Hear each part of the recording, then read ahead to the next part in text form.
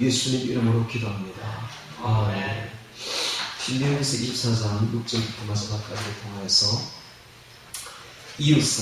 이웃사랑이라는 제목으로 말씀을 전하겠습니다.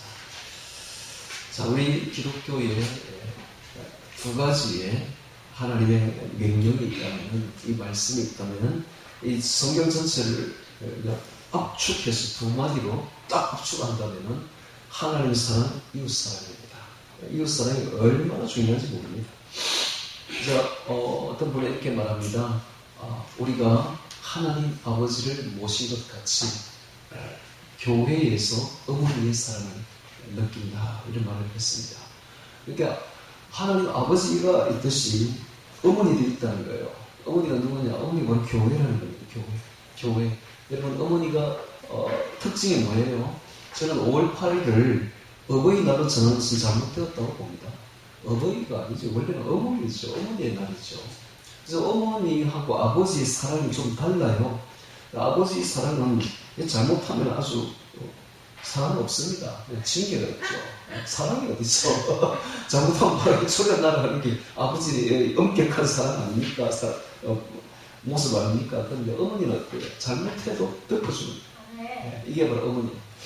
어머니는 변치 않는 사랑이에요. 아버지는 변합니다. 사람이 잘못하면 그냥 없어. 사람 없어. 그런데 어머니는 아닌 거예요. 어머니는 잘못해도 끝까지 믿고, 끝까지 덮어주고, 끝까지 사랑합니다. 이게 바로 어머니의 사랑. 그러니까 위대하죠. 그러니까 5월 8일은 어버이 사랑하는 정치적인 계산으로 내보니까 진짜 어머니의 날이에요. 어머니 날. 오늘 어버이 주일은 사실 어머니 주일이죠. 오늘이 어머니. 근데 어머니가 교회로 이렇게 성경에 보면 거의 와닿아요. 교회가 우리가 가진 어머니다. 어머니는 특징이 사랑이듯이 교회도 특징이 사랑이 됩니다. 다시 말하면 사랑이 없는 교회는 교회가 아닙니다. 그건 교회가 아니죠. 그건 도적들의, 강도들의 구별이야. 그게 완전히 도적들이 모인 곳이요. 교회의 특징은 뭐니 해도 사랑입니다. 사랑. 어떤 사랑? 아가페 사랑이에요. 아가페 사랑. 에로스 사랑, 스톨비 사랑, 가족의 사랑, 친구의 사랑, 필리아 사랑, 이런 사랑이 아니라 그런 사랑은 이기적인 사랑입니다. 그런 사랑 말고 아가페 사랑입니다. 아가페 사랑. 하나님 우리를 사랑하는 바로 그 사랑이 여기 있어야 됩니다. 아가페 사랑이 뭡니까? 나중에 우리 보겠지만 우리가 연약했을 때, 우리가 죄인 되었을 때, 우리가 원수 되었을 때, 그때도 우리를 사랑했으니 그 사랑, 그것이 바로 하나님의 사랑, 아가페 사랑 아닙니까? 여기서는 이 본인도 하나님과 원수가 되어 있었어요. 하나님과 원수 되어 있고 죄인 되었었고 연약해 있었는데, 심지어 원수가 되어 있었는데 하나님은 저를 원수로 취급하지 아니하시고 원수된 저를 불러주신 것입니다. 그냥 강압적인 사랑으로 저를 덮어주시고, 제가 그 사랑에 감동을 해가지고 오늘날까지 이렇게 믿음을 지키고 있으며, 또한 그 믿음을 배반하지 아니하고 지금까지 있습니다. 또한 저는 그 사랑이 백골난망이죠. 백골난망. 제 때가 가루가 되어도 잊을 수 없는 사랑이 하나님의 사랑입니다. 왜냐하면 내가 하나님의 원수가 되었는데 하나님이 나를 불러주셨기 때문에 저는 그 사랑을 잊을 수가 없는 거예요. 제가 어떻게 원수가 되었는가 하면, 옛날에 제가 한번 말한 적이 있는지 모르겠는데, 제가 18살부터 28살까지 온갖 종교를 다 돌아다녔어요. 진짜 안 돌아다니는 종교가 없습니다. 18살에 고등학교 2학년이죠. 고등학교 1학년 때 공부를 제가 참 잘했어요. 대학고등학교에서 마음껏 떨어져가지고 대학고등학교 2차로 들어갔는데, 그 대구에는 전부 마고 진고 떨어진 애들 모는 거예요. 그렇게 경상남도 세 번째로 좋은 학교죠. 거기서 10등 안에 돌았어요. 전교 10등 안에. 600명 중 10등 안에 돌았으니까 공부 참 잘했죠. 그대로 가면 서울대 가는 거야, 바로. 그런데 2학년 딱 올라가니까 이런 생각이 드는 거예요. 공부해가 뭐하나? 인생은 무엇인가? 진리는 무엇인가? 이런 생각이 드는 거예요. 그래, 공부를 하기 싫은 거야. 그래가지고 공부 안 하는 것만 덮어버렸어요. 그때부터 계속 생각이, 인생은 무엇인가? 우리는 왜 태어났으며 왜 죽는 것인가? 뭔가 진리가 있을 것 같은데 이때부터 시작해가지고 굉장히 철학적으로 종교적으로 빠지기 시작했던 거예요. 그래가지고 공부는 아주 뒷전이야. 그런데 원래 본 실력이 있으니까 공부하면 성적이 팍 올라가고 공부하면 팍 내려가고 그래가지고 선생님이 나한테 부르더라고. 니 같은 놈은 처음 보겠다. 어떻게 성적이 오르락내리락 하느냐고. 몇십 등이 왔다 갔다 하느냐고. 그래가지고 제가 공부하면 성적이 팍 올라가고 왜냐면 원래 본 실력이 있으니까 안 하니까 또 팍 내려가고.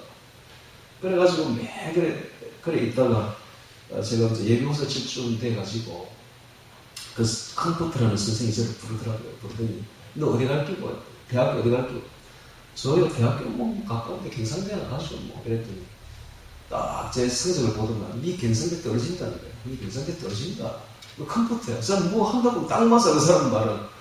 그런데 제가 예비고사를 치고 난 뒤에 본고사 치기 전까지 공부를 조금 했어요. 공부를.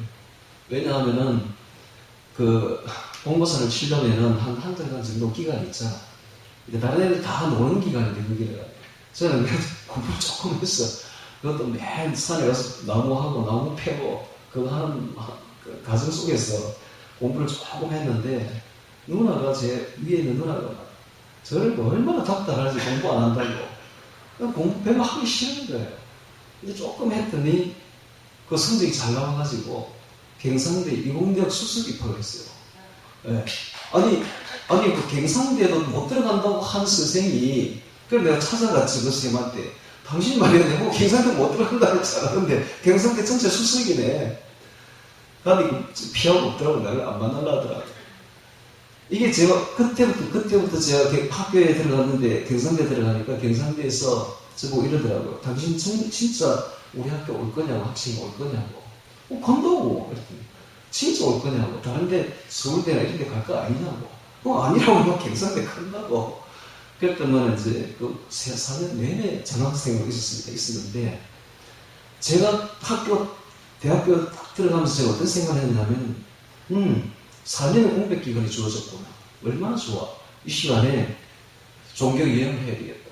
그래서 저는 대학교 1학년 들어가자마자 도서관에 들어가가지고 6개월 동안에 건축에 관련된 책을 싹 다 읽어버렸어요. 그러니까 반년이 지나니까 교수보다 뛰어난 거예요. 실력이. 그때부터는 따라올 사람이 없더라고요. 그리고 그때부터는 이제 종교 여행을 시작한 거예요. 네, 종교책을 읽었습니다. 불교에 관련된 책을 다 읽었어요. 그 중에 한 책을 제가 기억나는데 이런 게 있어요. 김종성이라는 땡중이 쓴 책인데 여호와는 악한 신이라는 거예요. 왜 악한 신이냐? 그 가나안 땅에 들어가가지고 사람들 다 죽였다 이거 진멸했다 이거지. 그러니까 얼마나 악한 신이냐? 그 여호와는 악한 신으로 딱 제 머리에 각인되어 버린 거예요. 그랬는데 제가 10년이 지나가지고 28살 때에 하나님의 소리를 불렀는데 하나님을 진짜 만나보니까 하나님은 악한 신이 아니라 너무너무 사랑이 충만했습니다. 그래서 제가 지금 느꼈잖아요. 내가 원수 되었을 때에 하나님이 나를 부르신 거야. 그리고 나를 구원해 주신 그 큰 사랑을 느끼고 난 뒤에는 제가 하나님을 배반할 수가 없는 거예요. 절대로. 오늘 우리가 배우겠지만 진짜 하나님은 사랑이십니다. 어떤 사랑이냐? 아가페 사랑입니다. 모든 걸 덮어주는 아가페 사랑. 자, 오늘 우리가 신명기서 25장, 24장 6절부터 같이 보면서 이 하나님의 사랑을 배워보도록 하겠습니다. 자, 6절 봅니다. 자, 하나님의 사랑이 이렇게 규범으로 나타나는 거예요. 이렇게 율법을 보면, 규범을 보면 그 규범 속에 들어있는 하나님의 우리를 향한 사랑을 느낄 수가 있는 것입니다. 6절에 보면 사람이 맷돌에게 전부라도 윗장만이나 전집하지 말지니 이는 그 생명을 전집함이니라 라고 되어 있습니다. 생명을 전집함이니라. 자, 이 맷돌이 뭐냐 하면 당시의 생활의 필수품입니다. 우리나라는 뭐 맷돌을 그냥 콩 정도 갈아가지고 뭐 반찬 정도 하는 거에 불과하고 우리는 밥이 주식이니까. 근데 이스라엘은 안 그래요. 밀이 주식입니다. 밀을 빵으로 만들려면 반드시 맷돌로 갈아서 가루를 만들어야 돼요.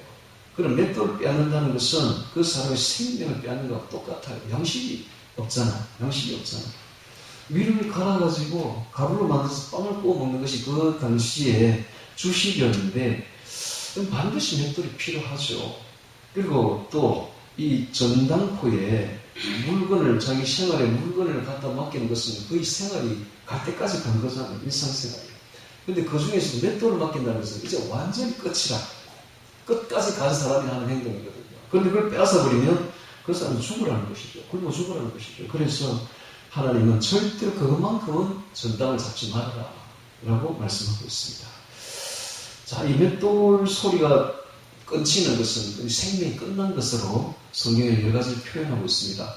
계시록 18장에도 보면 22절에 보면 그 마지막 때에 완전히 인류가 멸망할 때에 모든 사람들이 다 죽을 때에 앞으로 다 죽습니다. 여러분 좀 있으면 예수님 오기 전에 이 세상에 있는 모든 사람들이 다 죽게 되어 있어요. 그때에 맷돌 소리가 들리지 맷돌 소리가 다시 내 가운데 들리지 아니하면 이런 말을 계시록 18장에 하고 있습니다. 다 죽는다는 것이죠.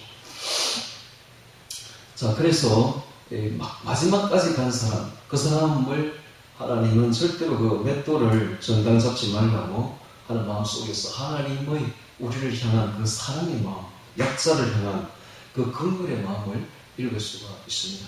그래서 참 하나님은 지금 약자를 향해서 얼마나 그분들을 긍휼히 여기고 또 그분들을 위하고 있는지를 볼 수가 있습니다.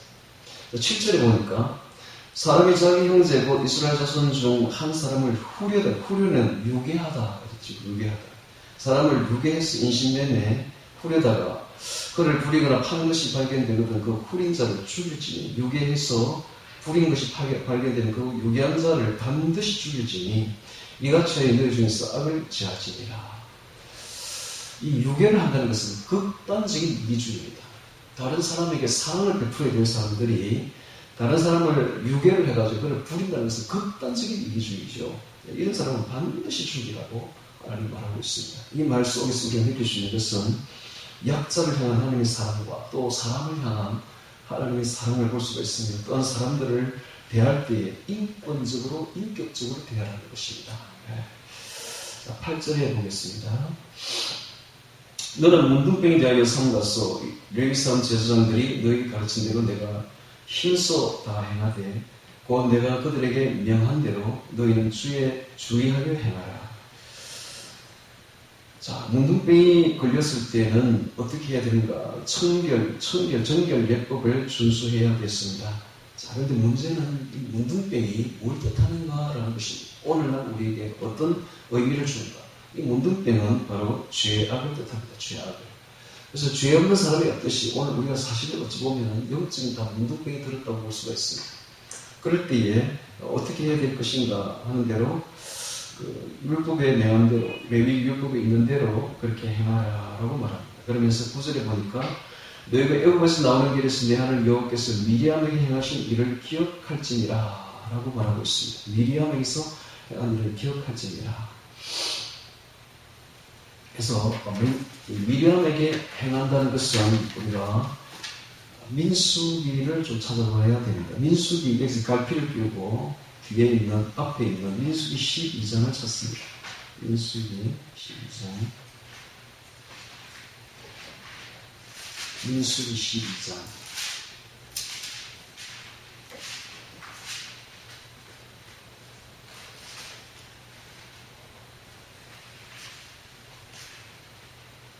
네. 민수기 12장. 찾으면, 거기에 그 이야기가 나오고 있죠. 모세가 구스 여자를 취하였더니 이런 말이 있습니다. 아마 모세가 광야 생활 중에 아내 십보라가 사망을 한 것 같습니다. 사망을 한 그 후처를 드려야 되는데 당시 이스라엘 처녀들도 많았는데 하필이면 얼굴이 검은 이디오피아 여자를 아내로 취했어요. 자, 그러자 그의 12살 많은 미리암이라는 그 누나가 가만히 있지 않습니다. 그리고 또 3살 많은 형 아론도 모세를 아주 비방합니다. 그런데 이 비방하는 게 단순히 이디오피아 여자를 아내로 취한 것만 비난하는 것이 아니라 이제 사실은 보면 이게 주도권 싸움이에요. 주도권 싸움. 자, 2절에 보니까 그들이 이르되 여호와께서 모세와만 말씀하셨느냐 우리와도 말씀하지 아니하셨느냐. 자, 이렇게 말함으로써 주도권, 나도 선지자인데 너만 선지자이냐, 이렇게 주도권 싸움이었어요. 나도 여자 선지자인데 너만 선지자냐, 이런 뜻입니다. 그러니까 미리암이 주도가 되어가지고 모세를 공격하는 그런 사건이 벌어지게 되는데, 자, 이 사건에 아론도 함께 가담하게 되죠. 자, 그랬는데 여호와께서 이 말을 들으셨더라. 이 사람 모세는 온유함이 지면의 모든 사람보다 승하더라 라고 말하고 있습니다. 온유함이. 그러니까는 어떤 사람보다 온유한 사람이 바로 모세였다는 거예요. 그럼 모세가 처음부터 그러면 이런 온유한 성격이었느냐? 절대 그렇지 않죠. 40년 전에는 40세에 모세가 어떤 일을 했습니까? 아주 과격했죠. 분기탱천해가지고 이집트 감독을 바로 죽여가지고 그 감독을 모래에 파묻은 사람이 바로 모세가 아닙니까? 우리의 아들같이, 마치 요한처럼, 우리의 아들이라는 별명을 가졌던 요한처럼, 요한이 어떻게 했습니까? 예수님 보고 주여 저 번개불을 내려 저 마을을 다 죽여버리소서. 이런 그때부터는 우리의 아들이라는 별명까지 얻었지 않습니까? 그리고 아주 과격한 성격, 이거로 요한 아닙니까? 마찬가지로 분기탱천한 사람이 바로 모세였어요. 그런데 이 모세가 하늘의 은혜를 받자 지면에 어떤 사람보다 온유한 사람이 되었어요. 마찬가지로 과격한 우리의 아들이라는 소문을 별명을 가졌던 이 요한이 나중에는 누구보다 사랑이 많은 사랑의 사도가 됩니다. 나중에 100세나 되어서 이 요한이 강단에 이렇게 올라갈 때 힘이 없어가지고 다리에 힘이 없어서 올라가지는 못해요. 그럼 두 사람 옆에서 부축을 해야 돼. 올라가고 세 사람이 있어야 돼. 두 사람 부축해야 되고. 그럼 요한이 뭐라고 말하느냐? 사랑하는 자다. 우리가 서로 사랑하자. 사랑은 하나님께 속한 것입니다. 사랑하는 자마다 하나님께서 나서 하나님을 알고 사랑하지 않는 자는 하나님을 알지 못하는 이는 하나님은 사랑이십니다. 이 사랑의 이야기만 하고 있는 거예요. 요한 1세에 보면 다 그런 이야기 아닙니까? 사랑의 사도가 된 거예요. 그 우리의 아들이 그와 같이 되는 것은 하나님의 은혜로, 하나님의 사랑으로 사람이 이렇게 변한다는 거예요. 오늘 우리들도 이거 같아야 됩니다. 우리도 옛날에는 분기탱천하고 정말 과격한 우리의 아들 같은 사람이었지만 우리가 하나님의 사랑을 받으면 세상에 그 누구보다 온유한 사람이 되고, 왜냐? 예수님이 온유하기 때문에 그렇습니다. 예수님이 온유. 왜냐하면 예수님이 온유하기 때문에 그렇다. 예수님이 마태복음 11장에 이런 말을 합니다. 이는 나의 멍에를 내고 내게 배우라 하면서 나는 마음이 온유하고 겸손하니, 이런 말을 합니다. 그래서 예수님의 마음을 본받아야 돼요. 예수님은 세상에서 가장 온유한 분이십니다. 겸손한 분이십니다. 오늘 우리가 예수님의 제자라면, 예수님이 우리의 스승이라면 예수님을 본받아야 되지 않습니까? 제자는 스승을 본받는 것입니다. 예수님이 온유했다면 오늘 우리들도 예수님처럼 온유해야 됩니다. 예수님이 겸손하니 오늘 우리들도 겸손해야 됩니다. 예수님을 본받아야 됩니다. 자, 이게 바로 보이는 그 지면에, 그의 온유함이 지면의 모든 사람보다 성하더라라는 것입니다. 다시 신명기로 넘어옵니다. 신명기로 넘으셔서 기억할지니라. 자, 그때에 그 아론이 뭐라고 했냐면은, 아론이 이렇게 말하죠. 내 주요, 모세보고 내 주요. 전에는 아주 너만 선지자냐 이렇게 했다가 자기가 보니까 그 미리암이 문둥병이 들어가지고 살이 반이나 썩어가지고 있는 것을 보고 아주 회개를 하는데, 자기는 아직 문둥병이 안 들었는데도 똑같은 죄를 지었기 때문에 내 주요 아도나이, 하나님께만 하는 그 명칭을 모세에게 합니다. 즉 모세의 신적 권위를 인정한 것이죠. 드디어 인정한 것입니다. 자, 이와 같이 오늘 우리들도 다른 사람이 죄를 지을 때에 내가 죄 지은 것처럼 우리 느끼고 같이 내 죄를 회개해야 됩니다. 회개하는 사건이 벌어집니다. 자, 다시 신명기서 24장 8절 봅니다. 기억할지니라. 자, 10절 봅니다. 10절. 물은 내 이웃에게 부어줄 때에 내가 그 집에 들어가서 전지물을 취하지 말고 너는 밖에 섰고 내게 꾸는 자가 전지물을 가지고 나와서 너에게 줄 것이며 라고 말하고 있습니다. 자, 전당을 잡을 사람이 그 집에 들어가서 물건을 취하면 얼마나 가슴이 아프겠습니까? 법원에서 한 번씩 그런 일이 있죠. 물건에 딱지 붙이러 오죠. 물건에 딱지 붙이러 와가지고 안에 들어와서 집 물건에 딱지 붙일 때에 그 집에 있는 사람들이 마음이 무너지는 것이죠. 그러니까 그렇게 하지 말고 가지고 나오게 하고 너는 그 밖에 서 있어라 하는 말 속에서 그 집에, 가난한 집의 약자의 그 마음까지 헤아리는 하나님의 사랑을 우리 여기서 볼 수가 있습니다. 또 그 다음에 13절에 보니까 해질 때에 그 전지물을 반드시 그에게 돌릴 것이라. 그리하면 그가 그 옷을 입고 자며 너를 위하여 축복하리니 라고 말하고 있습니다.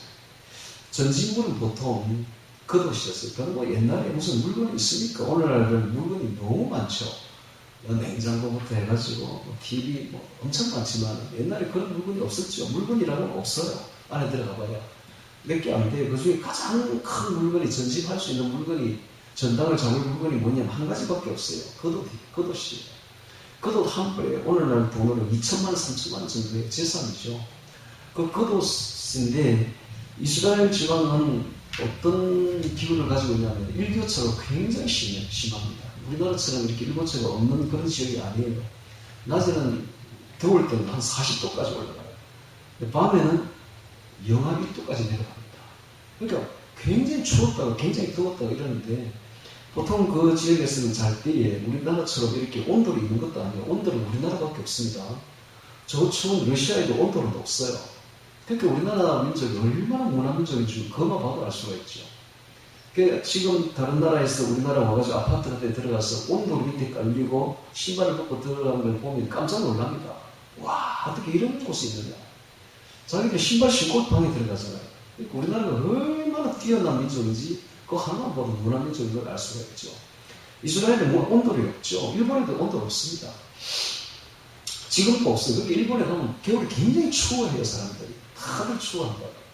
그러니까 이스라엘도 마찬가지로 온돌이 없기 때문에 굉장히 추운데 이불도 없어요, 이불도 없이 삽니다.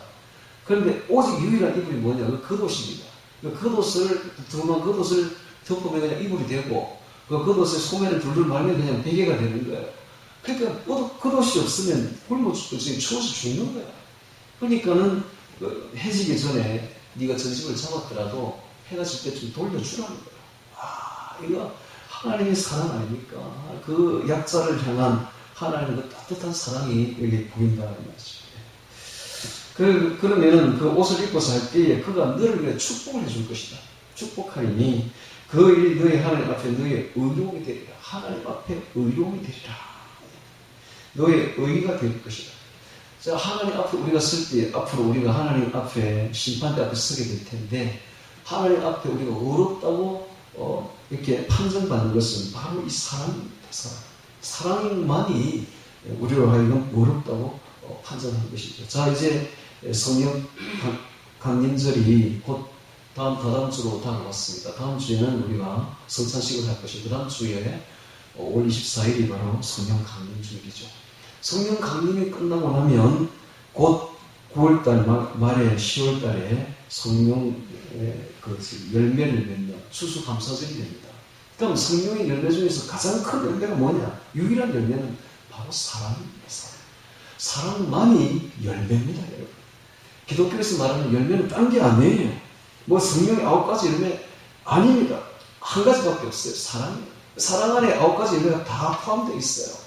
사랑과 희락과 화평과 오래 참음과 자비와 연승과 충성, 온유와 절제 이런 뭐 빛의 열매 이런 다 열매들이 사실은 사랑이에요. 사랑이 빛이고 사랑이 의로움이며 사랑이 다 그 안에 포함됩니다. 그러니까 성령의 열매는 바로 사랑밖에 없다. 이걸 아시고 사랑의 열매를 맺어가야 되는 것입니다. 이게 바로 하나님 우리의 의로움이 됩니다. 의로움이 될 것이다. 앞으로 하나님의 심판대 앞에 두렵지 않습니까? 심판대 앞에서 두려움을 느끼지 않으려면 뭐 해야 된다? 사랑해야 된다. 사랑밖에 없다는 거예요. 사랑하면, 사랑을 베풀면 심판이 없습니다. 심판대 앞에서 두려워 떨지 않습니다. 근데 사랑이 없이 생활했다면 심판 받습니다. 네. 자, 14절 봅니다. 공공하고 비난한 품꾼은 노예죠. 일용직 노무자를 말합니다. 너의 형제든지 내 땅 성문 안에 우감이 비기든지 그를 학대하지 말며 그 품삯을 당일에 주고 해진 후까지 끌지 말라. 이는 그가 빈궁함으로 마음에 품삯을 소모하니라. 두렵건대 그가 너를 여호와께 호소하면 그 죄가 너에게 돌아갈까 하노라. 여러분, 사람을 이렇게 쓰는 사람은, 사장님들은 이 말씀을 깊이 새겨야 됩니다. 다른 모든 것 다 안 주더라도 품삯만큼은 줘야 돼요. 인건비는 줘야 돼요. 인건비를 안 주는 이것은 아주 악독한 사람들입니다. 다른 건 다 사실 미라도 돼. 다음에 주면 되죠. 그런데 인건비는 절대로 미루면 안 돼요. 당일에 주든지, 뭐, 월급이 뭐, 그 달 안에 줘야 돼요. 인건비를 그 달을 넘기게 되면, 큰일 난 건 사람 참에 쓰지 말든지, 썼다면 반드시 인건비는 칼같이 줘야 된다. 이것은 철칙이다. 왜냐하면, 그 일하는 사람이 그거 보고 온다, 그거 보고. 자기 소망이 그거밖에 없다. 뭐, 사장이 좋아서 뭐 옵니까? 아니라고요. 뭐가 좋아서 옵니까? 오직 그 품삯 그거 보고 온다는 거예요. 그러니까 품삯은 절대로 당일에 해지기까지 미루지 말고 미루면 반드시 주라라는 것입니다. 16절에 봅니다. 자, 이런 말씀 속에서 우리는 약자를 향한 하나님의 그 깊은 사랑을 느끼지 않습니까? 16절. 아비는 그 자식들을 위하여 죽임을 당치 않을 것이요 자식들은 그 아비를 인하여 죽임을 당치 않을 것이라. 각 사람은 자기 죄의 죽임을 당할 것이니라. 연좌제를 금지하고 있습니다. 그런데 출애굽기 그 10계명 제2계명에 보면 또 이런 말이 있죠. 아비의 죄악이 3, 4대까지 흘러갈 것이다. 그런 말씀이 있죠. 그럼 그 말씀하고 이 말씀 완전히 지금 배치가 되죠. 그래서 자, 이렇게 성경에 보면 한 말씀과 다른 말씀이 배치가 될 때 우리는 어떻게 해야 되는가? 이 한쪽만 딱 잡으면 틀립니다. 둘 다 받아들여야 돼요. 이게 참 어렵습니다.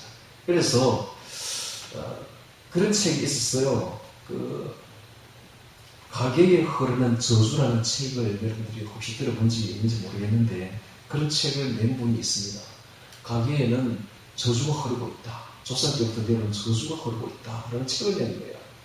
그랬더니 우리 그 교계에서 그 사람을 이단으로 몰았어요. 이 말씀 가지고, 이 말씀 연좌제 금지법 이 말씀을 가지고 이단으로 몰았어요. 그러니까 그 사람이 마음이 약해가지고 그걸 철회를 했어요. 내가 쓴 책을 철회하겠다. 근데 사실은 그 말도 맞고 이 말도 맞아요. 가계에 그런 저주 있습니다, 여러분.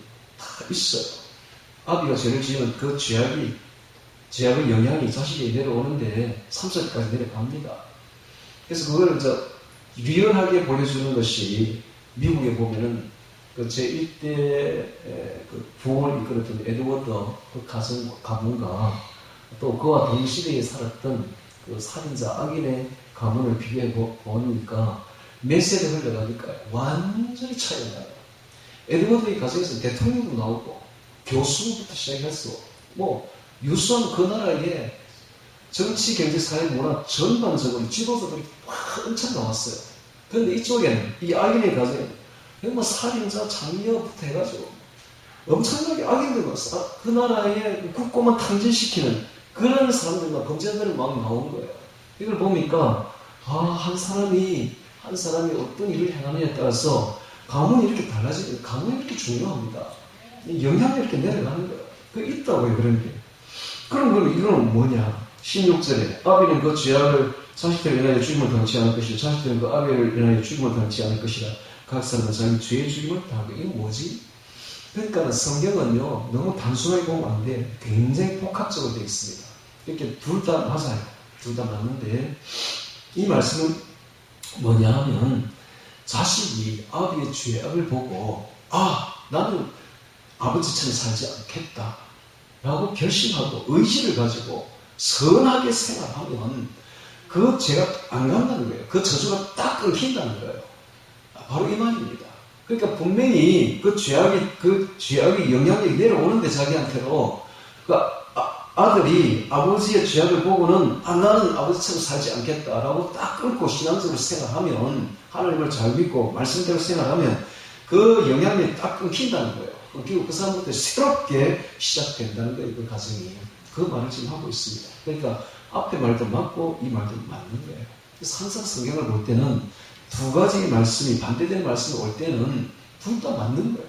둘 다 맞는 거예요. 그렇게 해야 성숙한 사람이 됩니다. 한 가지만 고집하면 아주 빈약한 사람이죠. 그리고 우리나라 교계가 얼마만큼 빈약한지 알 수가 있죠. 교계 지도자들이 얼마나 성경 지식이 빈약한지 가게하면 저주가 있다. 이거 이단으로 보면 됩니까? 그 말씀도 맞고 맞잖아요. 또 이 말씀도 맞는 거야. 좀 성숙했어요. 이것도 맞고 저것도 맞고 하는 거 좀 품을 줄 아는 그런 학자다운 마인드가 있어야 됩니다. 그렇지 못한 게 참 안타깝죠. 우리나라 지금 교계하는 거 보면 무슨 어린애들 같아, 어린애들 같아. 16절 봅니다. 17절. 너는 객이나 고아의 송사를 억울하게 말며 과부의 옷을 전습하지 말라. 객과 고아, 과부는 3대 사회적인 약자죠. 이 약자를 돌보시는 하나님의 그 아버지의 마음을 우리가 볼 수가 있습니다. 왜냐하면 18절에 너는 애굽에서 종이 되었던 일과 내 하나님 여호와께서 너를 거기서 송영하신 일을 기억하라. 그러므로 내가 너에게 이 일을 행하라 명하노라. 너도 옛날에 애굽에서 종이 되었던 그 노예로 살았던 그런 일들이 있었지 않느냐. 너도 옛날에 약자가 아니었느냐. 그러니까 옛날을 생각해서 너도 약한 자를 이렇게 괴롭히지 말고 그들을 돌봐주라라고 말씀하시는 하나님의 말씀을 볼 수가 있습니다. 우리가 구원받았다면 이 말입니다. 우리 애굽에서 종되었던 일과 이걸 한마디로 표현하면 우리가 구원받았다면 너희도 이렇게 하라. 즉 객과 고아 가부를 사랑하라, 돌봐주라, 사랑을 베풀라 라는 것입니다. 19절에 내가 밭에서 곡식을 뺄 때 그 한 뭇을 밭에 버렸거든. 다시 가서 취하지 말고 객과 고아 가부를 위하여 버려두라. 그리하면 내 하나님 여호와께서 내 손으로 하는 범사의 복을 내리시리라. 자, 정말 아름다운 말씀이죠. 한 뭇을, 한 단을, 곡식 뺄 때 한 단을 밭에 잊어버렸거든. 주워오지 말고 놔두라는 거예요. 왜냐하면 가난한 자들이 와서 그거 먹을 수 있도록 냅두라는 거예요. 이 말씀이 이스라엘 중에서 행해진 때가 딱 한 번 있었어요. 언제냐? 룻기. 그래서 룻기가 아름다운 거예요. 룻기에 보면 보아스가 뭐라고 말합니까? 그 종들에게, 소년들에게 말하기를 룻을 위하여 좀 뽑아버려. 좀 해서 뽑아가지고 좀 흘려주라. 그럼 룻이 와서 좀 주워가게. 보아스는 한숨 더 떠죠. 그게 뭡니까? 다 사랑이죠. 사랑입니다. 그러니까 아름다운 그 사랑이 기록된 것이 그 사사기에 그 암울한 시대에 사람들이 전부 다 말씀대로 살지 않고 암울하던 그 시대에 그 빛처럼 햇빛처럼 빛나는 그 책이 바로 룻기 아닙니까? 룻기. 사랑이죠, 사랑. 그 사랑 속에서 누가 태어납니까? 보아스에서 다윗이 태어납니다. 다윗이. 오벳 2세 다윗. 오벳이 태어나고 2세가 태어나고 그러면 3대째 다윗이 태어나죠. 이 다윗이 바로 이스라엘의 별처럼 빛나는 성분이 되지 않습니까? 바로 그는 다 그 사랑의 조상들이 있었기 때문에 이런 열매가 맺히는 것입니다. 자, 20절에 보니까 내가 내 감람나무를 떤 후에 그 가지를 다시 살피지 말고 그 남은 것은 객하고 가부를 위하여 버려두며 내가 내 구원의 포도를 딴 후에 그 남은 것을 다시 따지 말고 객하고 가부를 위하여 버려두라. 너는 애굽 땅에서 종되었던 일을 기억하라. 즉 구원을 받았다면 네가 구원받았다면 이렇게 하라. 이러므로 내가 너에게 이 일을 행하라 명하노라. 구원받았다면 하나님 사랑, 이웃 사랑하라 라는 것이 하나님의 어명입니다. 어명. 자, 오늘 주보를 보겠습니다. 이것이 이제 구약에서의 보이는 하나님의 명령이라면 이제 신약적인 의미로 이웃사랑을 한번 보도록 하겠습니다. 자, 주보에 보면 이웃사랑을 가지고 몇 가지 문구를 적어놓은 게 있습니다. 첫 번째 봅니다. 고린도서 8장 3절에 보면 또 누구든지 하나님을 사랑하면 이 사람은 하나님의 아시는 바 되었느니라 라고 되어 있는데 이 하나님을 사랑한다 이것이 아가페입니다. 즉 우리는 아가페를 생각할 때에 항상 하나님 사랑인 줄로만 알고 있습니다. 하나님 우리를 사랑해야 된다. 이것이 바로 아가페 사랑이다 라고 생각하는데 우리가 하나님을 사랑해야 된다는 것은 생각 안 해요. 그런데 성경에 보니까 우리가 하나님을 사랑하라고 되어 있잖아요. 어떻게? 아가페. 그래서 하나님이 우리를 사랑하는 것만 아니라 우리도 하나님을 사랑해야 됩니다. 하나님은 우리의 사랑을 바랍니다. 어떤 사랑? 아가페 사랑. 똑같은 사랑. 아가페 사랑. 아가페 사랑이 뭡니까? 자신을 내어주는 사랑입니다. 자신을 죽이는 사랑이죠. 자, 자신을 죽이는 사랑, 자신을 내어주는 사랑, 이것이 바로 아가페 사랑인데, 누구든지 하나님을 아가페로 사랑하면, 자신을 내어주는 사랑을 하면 하나님을 향해서 이 사람은 하나님의 아시는 바 되었느니라. 이런 뜻입니다. 자, 로마서 5장 8절 보면, 우리가 아직 죄인 되었을 때에 그리스도께서 우리를 위하여 죽으심으로 하나님께서 우리에게 대한 자기의 사랑을 확정하셨느니라. 그래서 하나님의 사랑이 어떤 사랑이다? 자신을 죽이는 사랑, 자신을 목숨까지 내어주는 사랑. 이것이 바로 아가페 사랑입니다. 자, 오늘 우리들도 이 사랑을 본받아야 됩니다. 마태복음 22장 37절에 보니까 예수께서 가라사대 내 마음을 다하고 목숨을 다하고 뜻을 다하여 주 너의 하나님을 사랑하라 하셨으니, 이것이 크고 첫째 되는 계명이요. 자, 봅시다. 여기서 보니까 우리가 하나님을 사랑하되 어느 정도로 사랑해야 되는가? 마음을 다하고 목숨을 다해서 자신을 내어주는 사랑이죠. 목숨을 다하여서 하나님을 사랑하라 라고 말하는데, 그 다음 절에 보니까 22장 39절에 보니까 둘째는 그와 같으니 뭡니까? 하나님 사랑하듯이 내 이웃을 내 몸같이 사랑하라 이 말입니다. 즉 하나님 사랑 어떤 사랑이냐? 우리가 목숨을 다하는 사랑이죠. 자신을 내어주는 사랑으로 이웃을 너의 몸과 같이 사랑하라 라고 말하고 있습니다. 이것이 바로 하나님의 은혜입니다. 그래서 오늘 우리가 같이 교회에 다니는 성도들을 볼 때 어떻게 보아야 되느냐 하면, 성도뿐만 아니라 불신자들도 마찬가지입니다. 사람을 볼 때는 어떻게 보아야 되느냐 하면 보이는 하나님으로 봐야 됩니다. 보이는 하나님으로 사랑해야 됩니다. 사람을 볼 때 우리는 사람으로 보지 말고 하나님으로 봐야 돼요. 예수님으로 봐야 돼요. 보이는 예수님으로 봐야 돼요. 보이는 예수님을 사랑하듯이 사랑을 베풀되 어떻게 베풀으라? 목숨을 다하여 베풀으라. 내어주는 사랑을 하라. 내어주는 사랑을 하라. 주는 것이 받는 것보다 복이 있다 할지니라. 사도행전에 있던 말씀처럼 주는 자가 복이 있습니다. 내어줘야 돼요. 자, 그런데 자, 이 아가페라는 것이 아가페라는 것이 어떤 사랑이냐 하면 감정적인 사랑이 아닙니다. 이 에로스는 감정적인 사랑이죠. 남녀 간의 사랑이 에로스. 스토르게도 감정적입니다. 아주 인간적입니다. 그다음 가족 간의 사랑, 그다음 필리아 친구 간의 사랑, 이 세 가지는 아주 인간적인 사랑이에요. 즉 감정에 끌리는 사랑이에요. 즉 내가 사랑하는 사람을 내가 사랑한다는 것이죠. 내가 좋아하는 사람을 내가 사랑한다. 이게 바로 인간적인 사랑 아닙니까? 근데 아가페는 그렇지 않습니다. 아가페는 감정에 끌리는 사랑이 아니에요. 이 아가페는 원수를 사랑하는 것, 즉 본능적인 사랑이 아니에요. 우리는 본능적으로 사랑하는 것이 사랑인 줄 아는 게 그게 아니에요. 이 아가페는 본능하고는 무관합니다. 원수를 사랑하는 사랑입니다. 어떻게 우리가 본능적으로 원수를 사랑할 수 있습니까? 이건 의지예요. 이건 의지입니다. 의지고 자신을 죽여야만 할 수 있는 성립입니다. 성립. 자신을 죽여야 돼요. 자신을 죽이는 것으로서 성취할 수 있는 사랑이에요. 이게 바로 아가페 사랑입니다. 이건 사랑의 파워예요. 이게 사랑의 능력이에요. 이게 승리예요. 이 사랑을 하라는 거예요. 지금 하나님이 우리에게 스톨게적으로 하지 말라는 거예요. 필리아적으로 하지 말라는 거예요. 에로스적으로 하지 말라는 거예요. 너 좋은 사람들끼리만 모여가 있지 말라는 거예요. 네가 사랑할 수 없는 사람을 원수를 사랑하는 거예요. 이게 바로 하나님의 명령이요 음행입니다. 이게 바로 교회에 주는 하나님의 사랑이에요. 복수를 하지 아니하고 원수에 대해서 복수하지 아니하고 정말 그를 덮어주고 그들의 유익을 추구해 준다. 이건 옛사람과 싸우고 이길 때만 가능한 것이죠. 내가 옛사람을 싸우고 이겨야만이 적극적인 사랑, 성취되는 사랑을 할 수가 있어요. 이것이 바로 하나님의 사랑이요, 성령의 사랑이요. 이게 바로 성령의 열매인 것입니다. 이 사랑. 이런 사랑이 교회에 있어야 된다는 거예요. 근데 오늘날 교회를 돌아보면 이런 사람이 있습니까?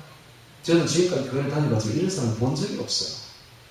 근데 성경은 분명히 이런 사랑을 하라고 하는데 교회에서는 이런 사람을 실제로 실천하는 교회를 본 적이 없다니까. 내가 본 교회는 전부 싸우는, 왜 싸웁니까? 아가페로 안 하니까. 에로스적으로, 스톨게로, 필레아적으로 막 모여가지고 당을 지어 있으니까 그렇게 싸우는 것이죠. 원수까지 사랑할 수 있는 사랑을 해야 돼요. 자, 다시 또 성경 가서 쭉 봅니다. 요한에서 4장 20절 보면 누구든지 하나님을 사랑하노라 하고 그 형제를 미워하면 이는 거짓말하는 자니 뭡니까? 가짜라는 거예요. 오늘 우리가 하나님을 사랑한다고 모여있지만은 형제를 미워하고 있다면 그 신앙은 가짜라는 거예요. 가짜. 하나님보다 가짜. 거짓말하는 자니 보는 바가 형제를 사랑치 아니하는 자가 보지 못하는 바 하나님을 사랑할 수 없는 이라 불가능하다는 거예요. 즉 형제를 사랑하지 않는 자는 하나님을 사랑한다는 게 불가능하다는 겁니다. 와, 놀랍지 않습니까 여러분? 형제를 사랑할 수 없는 사람은 하나님을 사랑할 수가 없어요. 불가능해요. 다시 말하면 하나님을 사랑하는 자는 반드시 그 형제를 하나님처럼 사랑한다라는 거예요. 이 계명을 이게 엔토레인데 음행입니다. 이 음행을 우리가 죽게 받았나니 하나님을 사랑하는 자는 또 형제를 사랑하는 여러분 옛날에 고대에 임금의 음행을 어기면 어떻게 됩니까? 반역이죠. 바로 죽습니다. 사형입니다. 사형. 오늘 우리가 하나님이 바로 우리 임금이에요. 하나님이 이 계명을 주었어요. 어떤 계명? 형제 사랑, 이웃 사랑이라는 계명을 주었어요. 이걸 어기면 어떻게 됩니까? 반역이에요. 하나님께. 반역, 거역하면 어떻게 됩니까? 죽는 거죠. 죽으면 어디 갑니까? 지옥 가는 거죠. 지옥 가는 겁니다. 여러분, 제가 이렇게 이야기하니까, 와, 우리 목사 좀 이상하다라고 생각됩니까? 왜냐하면 항상 교회에서 말하기를 이렇게 말하죠. 이웃 사랑은 상급에 불과하고, 구원하면 상관없다. 하나님 사랑하면 구원받지만, 이웃 사랑은 그럼 안 해도 된다. 상급이 되라고 지금까지 들어왔죠. 근데 여기서 성경은 뭐라고 말합니까? 이웃 사랑 안 하면 구원 못 받는다고 지금 말하고 있지 않습니까? 음행이라고 말하고 있지 않습니까? 그러니까 지금까지 배운 게 잘못됐다는 게 지금까지. 우리가 완전히 잘못 배운 거예요. 이웃 사랑 안 하면 지옥 갑니다, 여러분. 지옥 갑니다. 바로 음행이에요, 음행. 그래서, 정말 우리가 지금 하나님의 말씀대로 살아야 돼요, 하나님의 말씀대로. 교회에서 말하는 교리대로 살지 말고, 하나님의 말씀대로 행하고 살아야 돼요. 자, 갈라디아서 5장 1절 봅니다. 그리스도께서 우리를 자유케 하고 자유를 주셨으니 그러므로 구속에 있어서 다시는 종의 멍에를 내지 말라. 종의 멍에를 내지 말라. 이것을 말하는 것은 당시 할례를 말합니다. 당시에 유대인들이 뭐라고 말하면 할례를 받아야 구원받는다. 율법주의죠. 율법주의. 이게 진짜 율법주의예요. 이런 게 바로 율법주의입니다. 종의 멍에를 내지 말라. 형제들아 너희가 자유를 위하여 부르심을 입었으나 그러나 그 자유로 육체의 기회를 삼지 말고 죄짓는 기회를 삼지 말고 오직 사랑으로 서로 종노릇하라. 사랑으로 서로 종노릇하라. 이것이 바로 성김의 성김입니다. 성김. 이것이 바로 기독교 신앙의 본질입니다. 사랑으로 서로 종노릇. 이게 바로 이웃사랑입니다. 이웃사랑의 핵심이 뭐냐? 사랑으로 서로 종노릇 섬기는 것. 이게 바로 이웃사랑의 핵심이고 이웃사랑의 본질이고 이게 기독교 신앙의 본질입니다. 기독교는 바로 이 본질 위에 서 있습니다. 이 본질에서 벗어난 교회는 교회가 아닙니다. 이게 기독교가 아니에요. 서로 사랑으로 종노릇해야 돼요. 종노릇해야 돼요. 이것이 바로 기독교의 본질이다. 본질이다라는 것입니다. 자, 마태복음 20장 27절 봅니다. 너희 중에 누구든지 어뜸이 되고자 하는 자는 너희 종이 되어야 하리라. 인자가 오면서 섬김을 받으려 함이 아니라 도리어 섬기려 하고 예수님께서 섬김의 모범을 보여주십니다. 자기 목숨을 다른 사람의 대속물로 주려 함입니다. 예수님께서 자기 목숨을 다른 사람의 대속물로 주려고 섬기려고 이 땅에 오셨습니다. 그리고 그대로 실천해 주셨어요. 그럼 오늘날 우리가 예수님의 제자라면 우리도 그대로 해야 돼요. 예수님의 행대로 해야 돼요. 우리가 다른 사람을 섬겨야 되며 또한 우리 목숨을 다른 사람을 위해서 바쳐야 됩니다. 다른 사람을 위해서 바쳐야 돼요. 이게 바로 친구를 위해서 목숨을 바치기 위해서 더 큰 사랑이 없나니 너희가 나의 인들을 해면 곧 나의 친구라. 이제부터 너희를 종이라 하지 않으면 종은 주인하는 것을 알지 못합니다. 너희를 친구라 하면 친구는 내가 너희를 친구라 하면 내가 아버지 곁에 가서 내게 다 알게 했습니다. 우리가 예수님의 벗이 되려면 친구가 되면 아브라함처럼 하나님의 벗이 되려면 딱 한 가지만 하면 돼요. 예수님이 친구를 위하여 목숨을 바쳤던 것처럼 우리도 이웃을 위해 목숨을 바치는 것, 그 말씀대로 행하면 됩니다. 즉 이웃 사랑하면 되는데 어떤 사랑이냐? 목숨까지 내어주는 아가페 사랑을 하면 하나님 보시게 된다는 거예요. 하나님 보시게 되는 비결이 나왔습니다. 하나님 친구가 되는, 예수의 친구 보시게 되는 비결은 목숨까지 내어주는 아가페 사랑을 하면 그렇게 된다는 거예요. 자, 그래서 갈라디아서 5장 14절 봅니다. 온 율법은 이웃사랑, 내 이웃사랑하기를 내 몸같이 하려 한 말씀에 이루었나니. 자, 보십시오. 구약의 전부는, 구약 전체는 내 이웃사랑하기를 내 몸과 같이 하라 하신 한 말씀에 다 이루어진다. 이 말씀을 지키면 율법이 전부 다 이루어진다라는 거예요. 모든 율법은 사랑하라, 이웃을 내 몸같이 사랑하라 하는 이 말씀 속에 다 들어온다라는 거예요. 그러니까는 신구약을 통틀어서 한마디로 표현하면 하나님 사랑, 이웃 사랑이다. 이웃 사랑. 그래서 이웃 사랑이 어느 정도로 중요하냐? 예수님처럼 우리도 다른 사람을 위해서 목숨까지 내어주어야 되는 사랑을 해야 된다라는 거예요. 갈라디아서 5장 6절 봅니다. 그리스도 예수 안에서는 할례나 무할례나 후회력이 없게 사랑으로서 역사하는 믿을 뿐입니다. 여러분, 이게 굉장히 중요한데, 어떤 믿음이냐? 사랑으로 역사하는 믿음입니다. 이거 아니면 전부 가짜예요. 이게 없으면 가짜입니다. 예수님 하나님 앞에 가서 믿습니다 한다고 되는 게 아니고 전부 가짜예요. 사랑으로 역사하는 믿음이 있어야 그게 진짜 믿음이라는 거예요. 사랑으로 역사하는 믿음. 이 사랑이 뭡니까? 목숨까지 내어주는 아가페 사랑이에요.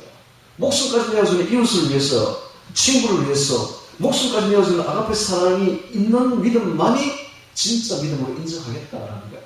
나머지는 전부 가짜라는 거예요. 하나님 볼 때. 사랑으로서 역사하는 믿음뿐이니라. 갈라디아서 5장 5절 우리가 성령으로 믿음을 쫓아 의의 소망을 기다리노니 라고 말하고 있습니다. 의의 소망. 하나님 앞에 가서 우리가 어렵다고 인정받는 그 소망은 바로 사랑으로 역사하는 믿음으로서 가능합니다. 믿음, 소망, 사랑이죠. 믿음, 소망, 사랑. 믿음, 소망, 사랑이 없다면 가짜라는 거예요. 근데 믿음, 소망, 사랑 보니까 이 믿음은 사랑으로 역사하는 믿음이에요. 그래서 이런 사랑을 가진 믿음만이 앞으로 의롭다 인정받는 소망을 가질 수가 있다는 거예요. 그래서 믿음, 소망, 사랑이 한 가지 똑같은 말입니다. 사랑이 없는 믿음은 믿음으로 인정받지 못합니다. 즉 구원받지 못합니다. 사랑이 있는 믿음만이 의롭다고 인정받는 소망을 가질 수가 있다는 것이죠. 갈라디아서 5장 15절 봅니다. 만일 서로 물고 먹으면 피차 멸망할까 조심하라 라고 되어 있죠. 그래서 물고가 바이킹입니다. 원어가 바이킹. 바이킹 이빨로 무는 행동을 뜻합니다. 날카로운 이빨로 사자의 날카로운 앞니 있지 않습니까? 그 송곳니 그걸로 콱 넣으면 다 죽죠. 그와 같이 콱 문다는 거예요. 바이킹. 그래서 이것은 비난입니다. 비난. 쌍방이 서로 물고 있는 거예요. 쌍방이 서로 비난하고 있는 거예요. 서로 물고 쌍방이 서로 비난하고 있는 거예요. 또 먹으면 이렇게 디바우링 개걸스럽게 먹는 걸 말합니다. 짐승들이 먹을 때 서로 잡아먹을 때는 개걸스럽게 먹죠. 아주 짐승이 하는 거하고 똑같습니다. 사람과는 정반대의 모습입니다. 서로 정오하고 분열하고 갈등하고 하는 그런 모습이에요. 이건 하나님 볼 때 이것은 교회의 암적 존재들이야. 교회는 절대로 이렇게 하라고 만든 교회가, 아까도 제가 처음에 이야기했죠. 교회는 어떤 것이다? 어머니 같은 사랑이 있는 곳이다. 이게 우리 교회인데요. 이런 사람들이 이게 암적 존재들이야. 이 암은 도려내야 되죠. 하나님은 이런 사람들의 이름을 생명에서 확 지워버립니다. 지워버리고 이런 사람들은 다 지옥 갑니다. 그러니까 서로 물고 먹으면 피차 멸망이 뭡니까? 지옥이죠. 피차 멸망할까 조심하라. 이런 짓을 하는 사람들은 다 지옥 간다라는데, 이런 말씀들을 오늘날 교회들이 아는지 모르는지 모르겠어요. 오니까 뭐 멀리 안 가도 밤에 옆에 있는 교회도 막 지금 몇 년째 이것을 서로 물고 먹고 있는 모습이 참 안타깝습니다. 정말. 그 교회 다니는 그 장로님 부인이 우리에게 와서 이런 말을 해요. 장로님을 주일날 예배 이렇게 하고 나면은, 마치고 난 뒤에 당회실에 들어가는데, 당회실에 들어갈 때 자기 남편 보내고 꼭 전쟁터 보낼 것 같대. 가서 또 싸울 거니까. 당회실에 가면 치유받고 싸울 거니까, 자기 남편 보내는 것을 꼭 전쟁터에 보내는 것 같이 마음이 아프다. 결국은 그 교회에서 떠났습니다. 그 장로님. 못 있는 거죠. 근데 교회들 다 그래요, 지금 가보면. 너네 할 것이 전부 다 이런 식이야, 지금. 그럼 전부 다 지옥 가는 거야. 서로 물고 먹으니까 다 지옥 가는 거야. 이 이웃사랑이 얼마나 중요한지 모릅니다. 그런데 그런 교회에서 이웃사랑에 대해서 이런 말 안 해요. 그냥 하나님만 사랑하면 교회 간다, 천국 간다라고만 이야기하는 거야. 이웃사랑은 그냥 상급이다. 그냥 해도 되고 안 해도 되고, 뭐 하면 상급 많이 받겠지. 이런 식으로 이야기하는 거예요. 아니에요. 이웃사랑 안 하면 지옥 갑니다. 이웃사랑 하면 천국 갑니다. 이웃사랑 해야 진정한 믿음으로 하나님 판정하겠다는 거예요. 이웃사랑 안 하는 믿음은 가짜라는 거예요, 하나님. 지금 성경이 그렇게 말하고 있지 않습니까? 만일 서로 물고 먹으면 피차 멸망할까 조심하라. 요한복음 5장 15장 2절에 보니까 무릇 내게 있어 과실이 뭡니까? 과실이 하나밖에 없어요. 사랑이에요, 사랑. 이웃사랑. 이웃사랑이라는 그 과실을 맺지 아니하는 가지는 아버지께서 이를 제해버리시고 무릇 과실을 맺는 가지는 더 과실을 맺게 하여 이를 깨끗게 하시느니라. 이웃사랑이라는 과실이 맺히지 않는 사람은 지옥 보내버리겠다는 이 말입니다. 꺾어버리겠다 이 말입니다. 이런 말씀은 한 말씀 한 말씀 얼마나 무서운 말씀인지 몰라요. 들으면 소름이 끼칩니다, 정말로. 근데 이런 말씀들이 지금 성경에는 널려 있는데 이런 말씀을 보면서 여러분 무섭지 않습니까? 저는 너무 무서워요. 자, 로마서 15장 30절에 형제들아 내가 우리 주 예수 그리스도로 말미암아 성령의 사랑으로. 자, 이 사랑이 어떤 사랑이냐? 아가페 사랑이 바로 성령의 사랑이다 라는 거예요. 이웃 사랑이 우리 본능적으로 하는 사랑이 아니라 이것은 의지로 하는 성령의 사랑이다 라는 거예요. 즉 목숨까지 자신을 내어주는 사랑이다 라는 거예요. 이게 바로 성령의 사랑이죠. 성령의 사랑으로 말미암아 너희를 보내노니 너희 기도에 나와 힘을 같이 하여 나를 위하여 하나님께 빌어. 로마서 8장 39절 높음이나 깊음에 따라 아무 규정으로도 우리 주 그리스도 예수 안에 있는 하나님의 이 사랑이 어떤 사랑이 성령의 사랑이자 하나님의 사랑이라는 거예요. 아가페 사랑. 하나님의 사랑에서 끊을 수 없으리라. 예, 그 다음에 로마서 5장 5절 소망이 부끄럽게 아니하면 우리에게 주신 성령으로 말미암아 하나님의 사랑이 또 하나님의 사랑이 나왔죠. 아가페 사랑은 성령의 사랑이자 하나님의 사랑이라는 겁니다. 하나님의 사랑이 우리만 보고 그러니까 이웃사랑의 이 근간이 어디서 나오는가? 바로 하나님 사랑에서 나오는데 하나님이 우리에게 어떤 사랑을 부어줬는가 하면 로마서 5장 6절에 보십시오. 우리가 아직 연약할 때에 기약대로 그리스도께서 경건치 않은 자를 위해 죽으신 사랑입니다. 로마서 5장 8절 우리가 아직 죄인 되었을 때에 그리스도께서 우리를 위해 죽으심으로 하나님께서 우리에 대한 자기의 사랑을 확증한 그 사랑입니다. 로마서 5장 10절에 보니까 우리가 원수 되었을 때에 그 아들의 죽으심으로 말미암아 하나님으로 그분하고 화목된 자로서 그의 사실에 구원을 얻을 것이니 즉 뭡니까? 이런 사랑은 우리가 죄인 되었을 때에 연약할 때에 원수 되었을 때에 우리를 사랑하신 하나님의 사랑으로 인해 우리가 구원을 받은 사랑입니다. 이런 사랑으로 구원을 받은 우리는 똑같은 그 하나님의 아가페 사랑으로 이웃을 사랑해야 된다는 것입니다. 자, 넘겨서 뒤로 봅니다. 요한일서 3장 16절에 봅니다. 그가 우리를 위하여 목숨을 버리셨으니 이로써 우리가 사랑을 알고 우리도 형제들을 위하여 목숨을 버리는 것이 마땅하니라. 자, 이웃을 사랑하는 것이 어느 정도 사랑해야 된다? 성경이 말하는 이 아가페 사랑은 목숨을 버리는 사랑, 이웃을 위해서, 형제를 위해서 목숨을 버리는 사랑입니다. 자, 이 에로스라든지 스토이의 필리아 같은 인간적인 사랑으로는 절대로 이거 못합니다. 죽었다 깨어나도 이거 못해요. 네. 그래서 항상 교회가 왜 싸우는 이유는 뭔가? 이 아가페가 아닌 에로스로 뭉쳐있기 때문에, 필리아로 스토이로 뭉쳐있기 때문에 내 편, 네 편이 막 갈라졌기 때문에 싸우는 거예요. 근데 아가페 사랑을 하게 되면, 원수까지 사랑하는 사랑을 가지게 되면 절대로 싸울 일이 없는 것이죠. 요한일서 4장 11절에 사랑하는 자들아 하나님이 이같이 우리를 사랑하셨으면서 우리도 서로 사랑하는 것이 마땅하도다. 이같이는 어떻게 아가페적으로 원수되었던 우리를 사랑하신 하나님이시니까 그 사랑을 받은 우리도 그와 같이 사랑하는 것이 마땅하다. 이런 거예요. 자, 베드로전서 3장 8절에 보니까 마지막으로 말하노니 우리가 다 마음을 같이하여 치유하며 형제를 사랑하는 불쌍히 여기며 겸손하며 아글아글 요골요골 값지노 도리에 복을 빌려 이를 위하여 내 부르심을 입었으니 이는 복을 욕으로 받게 하려 하십니다. 우리가 복을 받으려면 악을 악으로 욕을 욕으로 갚지 말고 도리어 복을 빌라라고 말하고 있습니다. 갈라디아서 6장 2절 너희가 서로 짐을 지라 그리하여 그리스도의 법을 성취하라. 이 짐을 지라라고 되는 약점입니다. 다른 사람의 약점을 잘못한 것을 흉보지 말라 이런 말. 흉보지 말라. 그 다음에 로마서 15장 1절에 보면 우리 강한 자가 마땅히 연약한 자의 약점을 담당하고 라고 흉보지 말라는 것이죠. 자기를 기쁘게 하지 않을 것이다. 마치 어머니가 자식을 사랑하듯이 그렇게 덮어주고 무조건적으로 사랑하라는 것입니다. 자, 이런 말씀이 성경에 나와 있는데 우리 교회에는 그렇지 않은 것 같아요. 교회 구역 예배를 할 때에 은혜를 받으면 어떤 일이 벌어지는가 하면 큰 은혜를 받게 되는 사람이 자기 약점을 막 이야기를 해요. 내가 이런 죄를 지었고 내가 이랬고 그러면 그 받은 사람들이 덮어줘야 되지 않습니까? 근데 그 다음날 되면 자기 약점이 모든 교회에 다 퍼져 있어. 이게 무슨 교회입니까? 이게 무슨 강도의 구력이지. 그러면 안 된다는 거예요. 여러분 다른 사람의 약점이 나한테 들려오거든. 내 스스로 끝장을 내야 돼. 이 나가면 안 돼. 예. 그게 교회입니다. 어머니 같은 사람을 덮어야 돼요.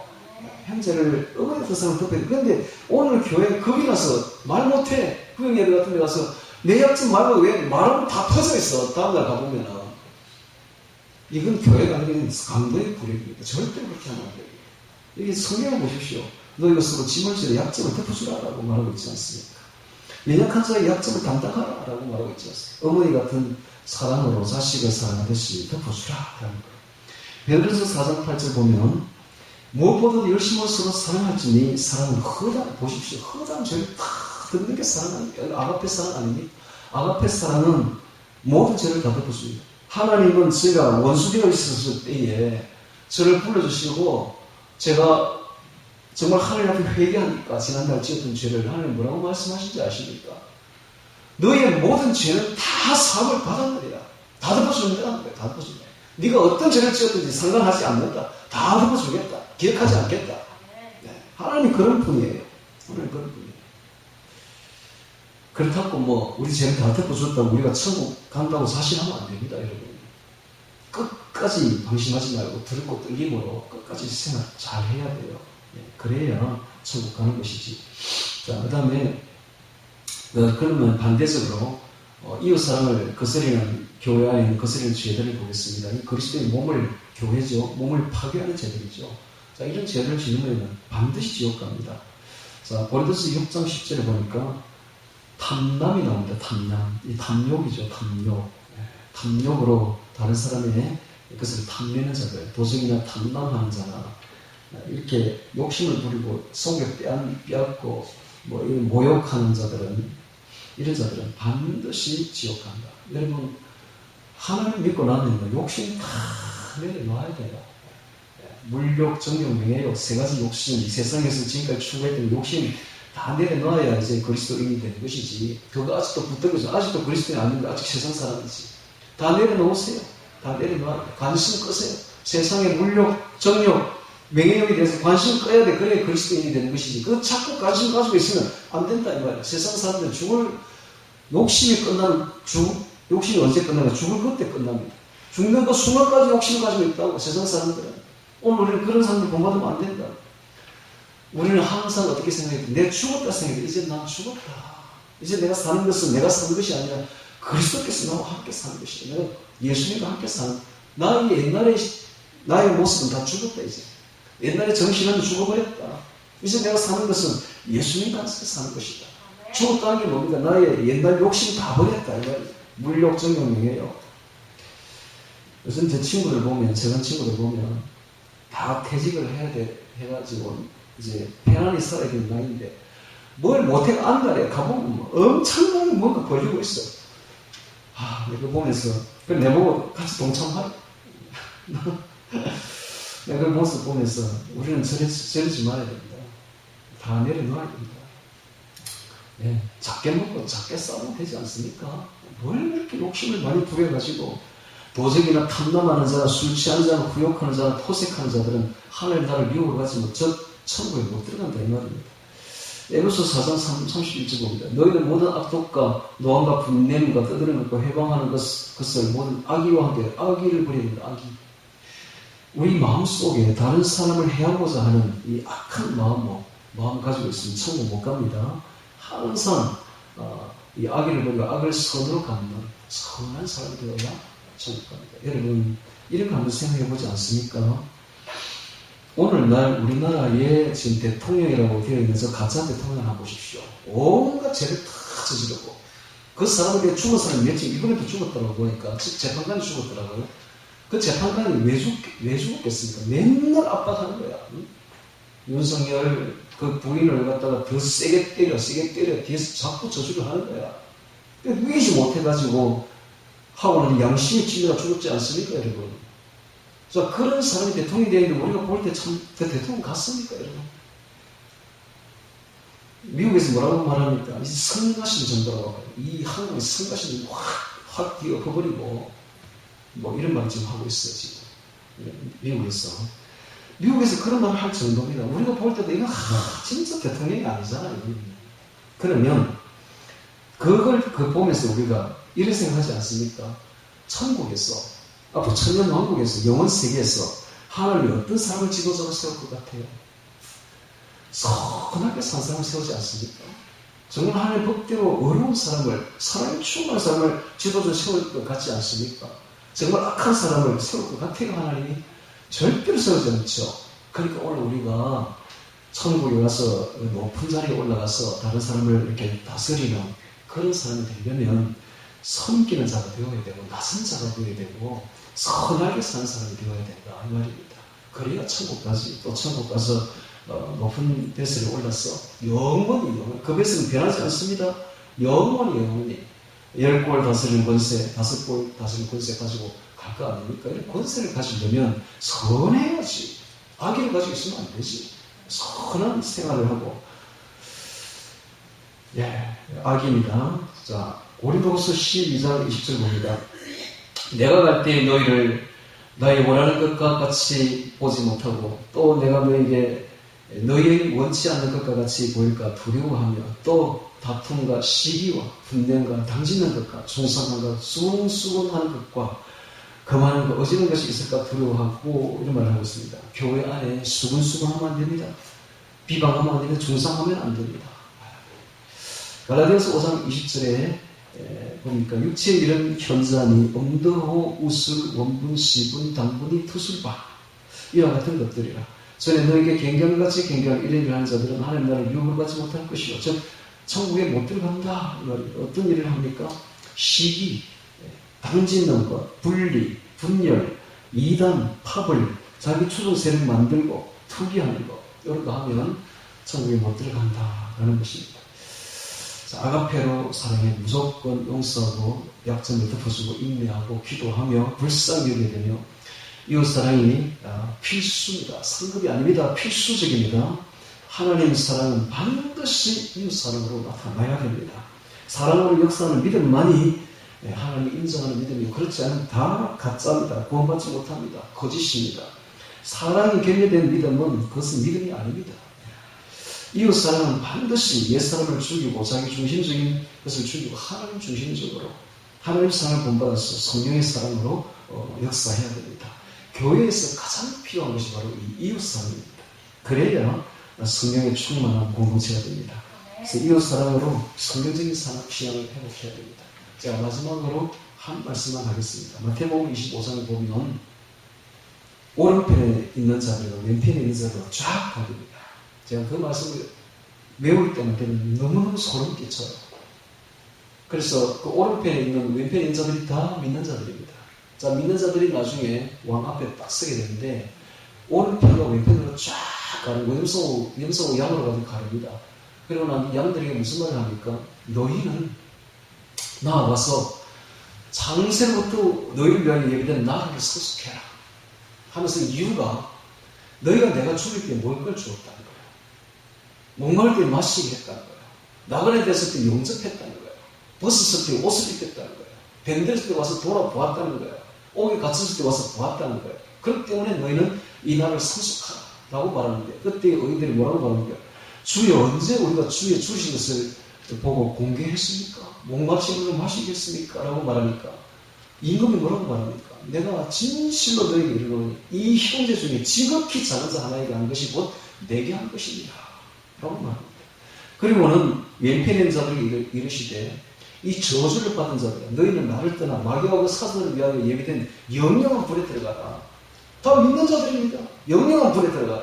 왜냐하면 내가 줄일 때 내가 먹어 주지 아니하였고 목마를 때 마시게 아니하였고 나그네 뗄 때 영잡지 아니하였고 벗었을 때 옷을 입히지 아니하였고 병이 들었을 때는 오래 갔을 때 와서 보지 아니하였느라 하시니 그들도 대답하여 가는데 주여 언제 우리가 주의 줄일 때에 먹어 주지 아니하였으며 벗었을 때에 옷을 입히지 아니하였나이까 라고 하니까 이건 뭐라고 말합니까?